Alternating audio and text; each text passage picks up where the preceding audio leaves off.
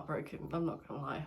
I am ill, as you can tell from my voice, and I've had to miss the Thame 10k for it. This is Leo.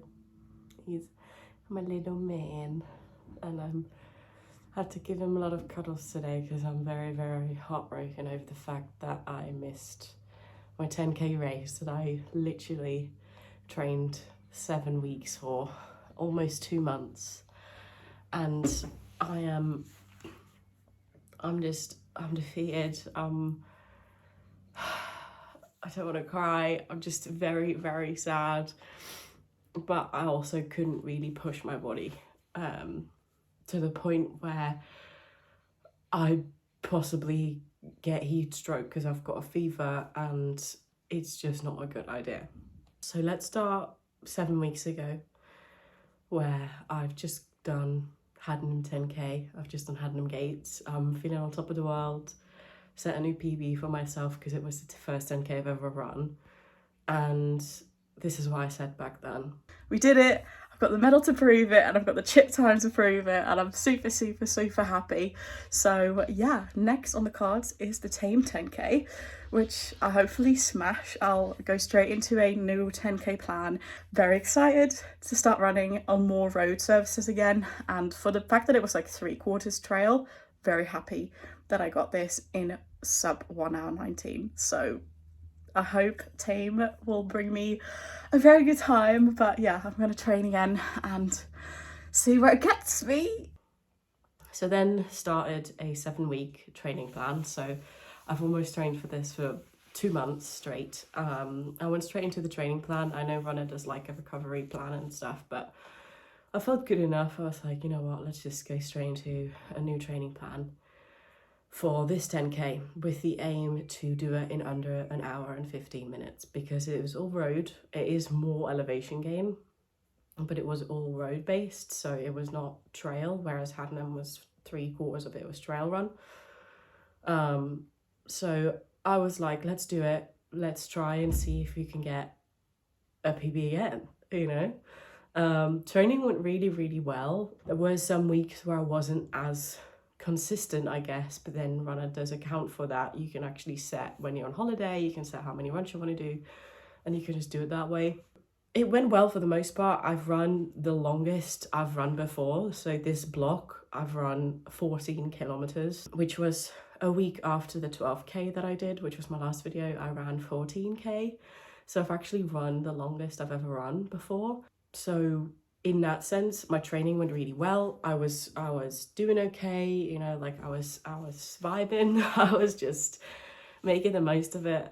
Yes, there were some runs I sacrificed, especially towards the end because I got very busy.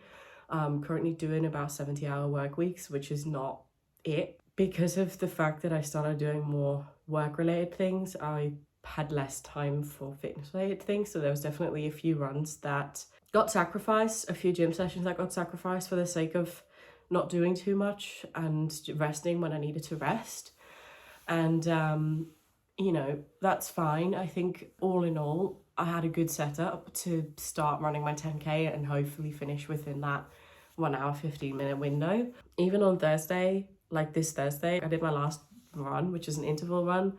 And it was taper week, so it was like easy, but I felt like I was flying. I felt like it was so good. It was fine. I didn't feel anything. I know my partner got ill like at the beginning of this week, so I was very much hoping and keeping my fingers crossed that I wouldn't get it. But even on Thursday, I didn't feel anything yet. And it was only Thursday evening that I started to feel like a tickly throat, and I was like, this is it. And that's when I kind of knew. I still got my fingers crossed. I dragged myself to work the next day, which I probably shouldn't have done, to be honest, because I think that must have necked me because I was very much walking around like a zombie. Like my boss was saying, what are you doing? You're like, are you okay? I was like, no, I'm not okay at all. You know, I started having like lots of like sinusy pressure, and it always happens when I have a cold or when I have like flu-like symptoms. It starts with a sore throat, tickly throat, then I have sinus build up, and then I have cough, and then it goes. So, but this one is brutal. And I must have had a fever on Friday as well. I don't know if I did. I didn't measure it, but On Saturday I felt even worse. I measured that 39-degree fever and I was like, yeah, this is not gonna happen. It was really hard because you spend 7 weeks training for something that you then can't do. And it's like, you know, the day that you're building towards, that's the ultimate thing, and then you can't do it. And it's like, it's so hard. I keep telling myself this. If I told my past self that I would be sad about not being able to run a 10K race, I would be like, what are you even on about? You hate running.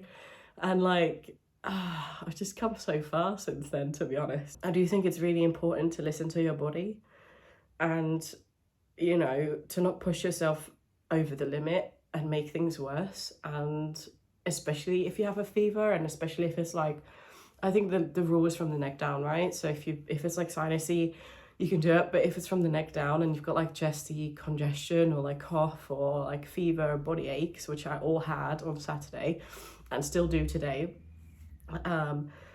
it's just not gonna be worth it to make it worse, potentially get heat stroke, because it's 28 degrees today or 30 degrees today even. So it's just not worth it. There'll always be a next time. And I think what I'm going to do from now on is just to set my sights on the Windsor half, which is at the end of September. I'm going to do the recovery plan first because I think it will do me good to just not run for a while, even though my fever will break and stuff, but I'll still have the cough for a few days. And so I think my first run, according to Runner's Recovery Plan, is on the 5th now, which is good because it gives me like a week or so just to rest up. I think it will do me good to just not really do much for a little bit. And just gotta count my blessings. I think, you know, like people have said, and you know, maybe it is, maybe it's not, but maybe this is like the universe's way of like, you know, protecting me for something. I don't know what to believe, but I am very sad that I didn't get to do it today. I knew there was a lot of people going to be there, like a lot of people I know from work and stuff are all going to do it. You know, a lot of people from my run club as well, they're running it. So it does really suck that I can't do it. I think it's a non-negotiable if you have a fever, just not run. Who gets ill in the middle of summer as well? What the hell? So annoyed. But it's for the best. I needed to listen to my body today, and yeah, there'll be more races to come and I'll do even better at them. So, you know, that'll be good. In terms of my like little cutting journey, because I've said before, I'm cutting some weight to just be quicker at running overall and be a little bit lower in body weight and body fat. It's going well. I literally weighed in the lowest I've weighed in since March, yesterday.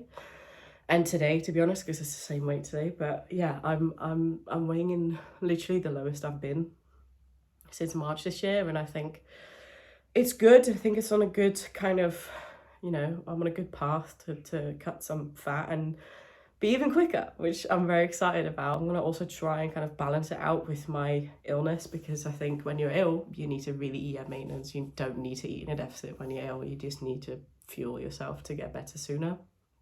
So that's what I'm trying to do. I don't really have much of an appetite, to be honest. It's like 11:30 and I haven't eaten yet, to be honest. But yeah, I'm gonna just try and fuel myself as much as I can, as best as I can, and hopefully I'll be coming back stronger for the Windsor half, which I'm running for long COVID support. So yeah, link again in bio if you want to donate and sponsor me.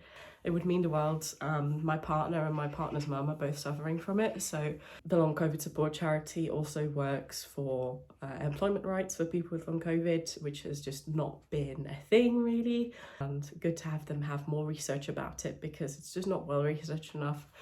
And young people are suffering, and it's just really, really sad to see firsthand. So yeah, definitely if you have some money to spare, donate if you can, and I will promise, providing I don't get ill again before the race, I promise I'll run it and come back stronger. This is my story about the Thame 10K. I am sorry I couldn't do it, but it is for the best, and I'm sure I'll bounce back from this much stronger than I have. And yeah, we'll just go from there, really.